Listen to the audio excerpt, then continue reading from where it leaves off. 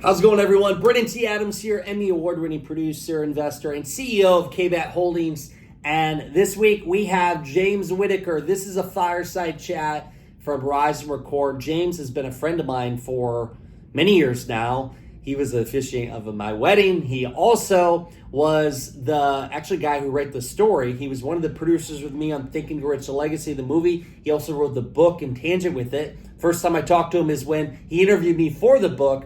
We've had many adventures over the years, been a part of my TV shows, documentaries, everything. But this is a sit-down interview with James Whittaker at Rise and Record. And speaking of Rise and Record, you need to get your tickets. If you go to riseandrecord.com, you can check out the lineup, get your tickets to this event coming up in October. But let's jump in with this Fireside Chat with James Whittaker. Hey, I'm here for it. So we're going to ask a few questions. First off, what are you most excited about right now in your life? What I'm most excited about now is that the goals that I think about, the goals that I think about all the time are starting to get beyond my imagination. And that's a really interesting situation to be in. Yeah, someone asked me yesterday what's like a big bucket list thing that I want to achieve. And one of those big goals is to interview a US president on Air Force One. I don't know if they'd let me on as a foreign citizen, although I am a permanent resident of the country, but I think that'd be pretty cool. And relationships, I mean, that's the name of the game.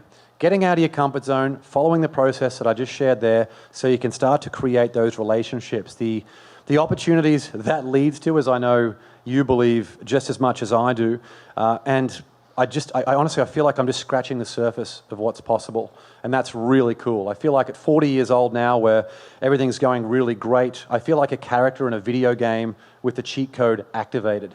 That's how I feel in life, and it's an awesome feeling. That's great. What common theme? You've interviewed Navy SEALs and Olympians and all that. What's the common theme they all have around success? Something they do, any kind of tips, tactics? What do you see across the board? Good question. So many things. A lot of them who have had a lot of success, whether they were Navy SEALs who have ended that chapter of their lives, or even mums who are getting back in the workforce or want to launch their own business, and so many people in different sort of situations. Olympic gold medalists who were part of a team and had a great mission, and then all of a sudden are in a situation where they're off on their own. Dads who feel like they're entering that realm of trying to figure out their career at the same time as they're looking after kids. I mean, all of these people have the awareness to recognize that they've entered a new chapter, a new phase of their life, and they need help. They need help from someone who has been in that situation, who can help guide them through that path to achieve what they want. And I mean, the goal here really is happiness and finding joy every day and just enjoying life as much as you possibly can. So all of those people know that they need help for that next phase. The work that I do really is about life integration. The people who I work with, and people from billion-dollar founders right through to aspiring entrepreneurs and everyone in between, the ones who feel like they're not living with purpose or with passion, it's because of two things. It's because they're not clear on who they are, and they're not clear on where they want to go. So that's what I do. We start off with that foundation, and then we integrate that life foundation with their professional career, and that's why we get such good results. So they recognize they need help to be able to do that. I'm always fascinated with interviews with the Navy SEALs or anybody that's went through battle. What are some things that stand out from the interviews you've done with Navy SEAL, just the mindset they had to get into to be able to survive, to thrive, to win the mission? Can you share any kind of things that come back? So many. I love all that stuff. I feel like I'm just watching a real-life movie unfold in front of me with every one of those interviews, and obviously the cool stories that happen that aren't available on the podcast. One of them was this idea of thinking about your family and what you're doing it for, but when you're in the thick of it, you can't do that. Like, it doesn't serve me to think about my family when I'm about to walk up on stage here. And what I mean by that is when I interviewed a SEAL Team 6 guy, and he spoke about when they're about to go on a mission, they're standing on an airplane doing a high altitude, high opening jump into some random country they've never been to before. It's 2 a.m, it's completely pitch black. If they think about their family and what they're going back for, they're going to die. They think about, how can I execute the next piece of the mission? They're thinking about, how can I leave this aircraft as effectively as possible? And when they're in the air, how can I land as effectively as possible? They're just thinking about each step. They call it chunking. They break down the big goal, the big mission into those different things. And I thought that was really, really interesting. And by doing that, that is what enables them to get back to their family. But if you're focusing on the family where that fear creeps in and you enable all of those things where your head to be elsewhere, your head's not going to be in the game. You've got to focus on what is the task that you need to do right now so you can have the best of your ability. You focus where focus go, energy flows. That's where you want to focus towards. I think about some of my lowest moments. It's hard when you are broke or you have the hell you're going through. If you focus on that, you'll never get out of the hell. And so what I've learned is, okay, I'm focusing on where I'm going, and I have to do things like I've surrounded myself with you, go to people like you, mentorship, or go to the gym, or do activities that change my state of mind. Because when I have that changed state of mind, and then I have that focus of where I'm going, helps you get out of that situation. That's what I thought of when you said that. Yeah, it's so true. And, I think Tony Robbins is the one who said that positive motion creates positive emotion. It's very true. And there's a couple of other Navy SEAL things that I think are important to think about. They say the only easy day was yesterday. I think that's so good. It's recognizing that today is going to be a grind and you're going to have to put everything you've got into it, I think is really interesting. And then also William Branham, a mutual friend of ours. Oh, he's awesome. Shout out to him. Yeah, 26-year Navy SEAL. And at my event the other day in LA, he said, it doesn't matter how awesome you were yesterday.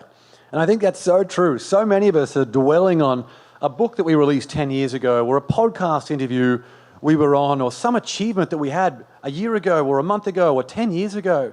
Who cares? What's the impact that you're having today? What are you doing today to get better? So it doesn't matter how awesome you were yesterday. So you've written multiple books. What has been the most impactful experience for you as a writer?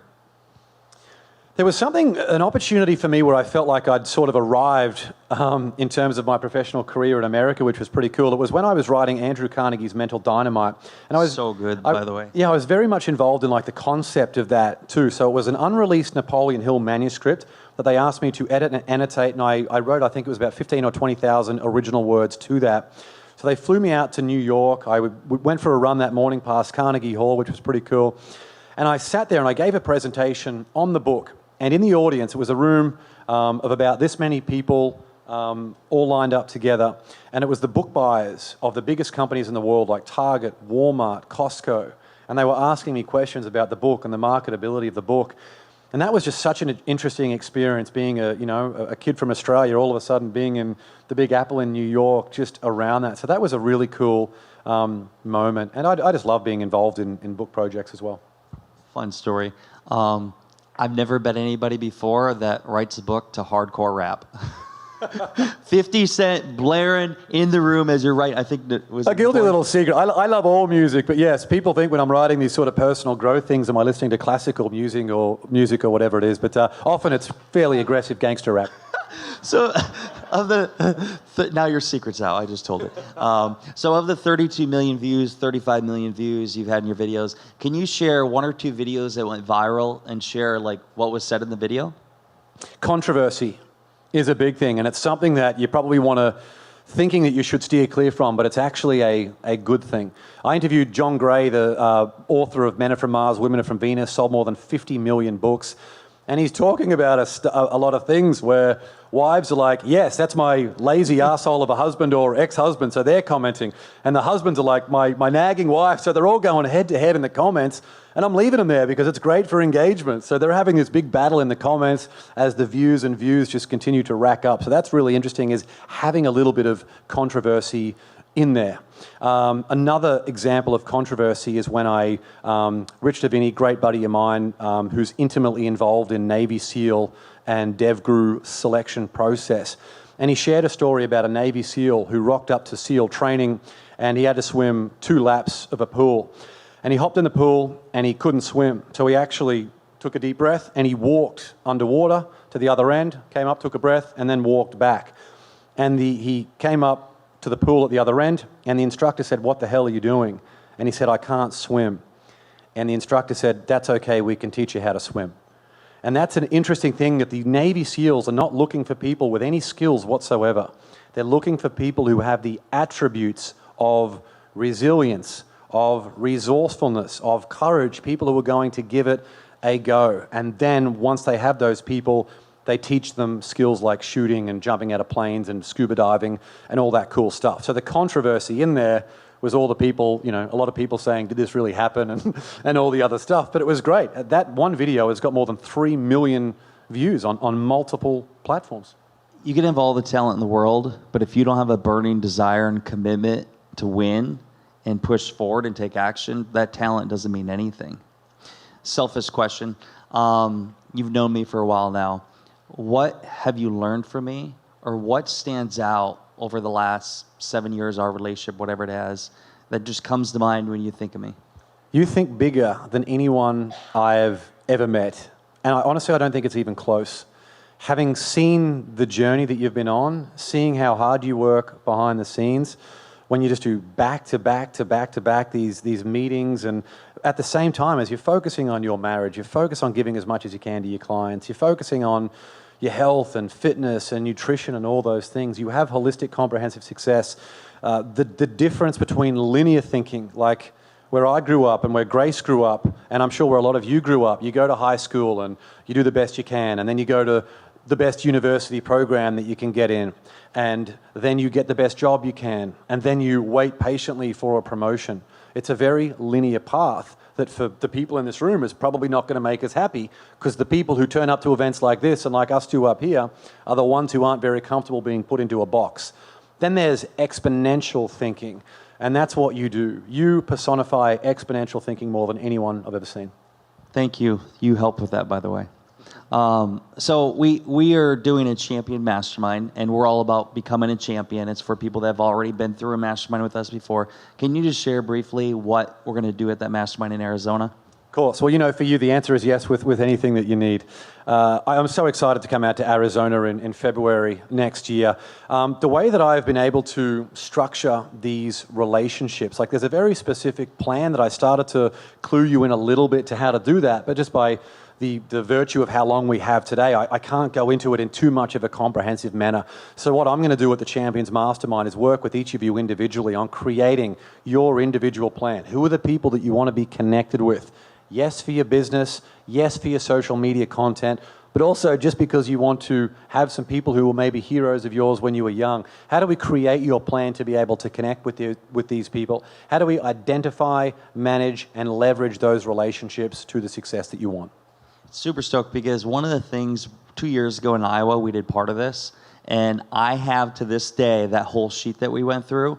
I have it, and I carry it with me everywhere, and it was so powerful. And I look back and I'm like, those things actually happened. So how can we support you, James? You are just amazing being here, spending your time and energy here, being away from your family. How can we support you? Just by people being here really means a lot to me. I've mentioned a lot about my Win the Day podcast. If you want to subscribe to that and give that a 5-star rating, that would be cool. But I think above all else, just have a process, a system to make the decision to win every single day. It's so much of what Brian shared during his presentation. Let's give Brian a round of applause again. He was so great. So much of what Brian shared, from the breathing to the cold showers to the relationships to the unrelenting action and the rock bottom moments, like so much of that I really support. But I think the thing that I loved most about him was what he shared at the end was just doing the best you can, turn yourself into the best person you can possibly be to have the impact that you want to have on the world. By you stepping into your light and stepping into your greatness and activating your winning life, I call it, that's the way that we can start to catalyze that for all of the other people who are around you. So that's what I would love you to do for me. Let's give James a round of applause.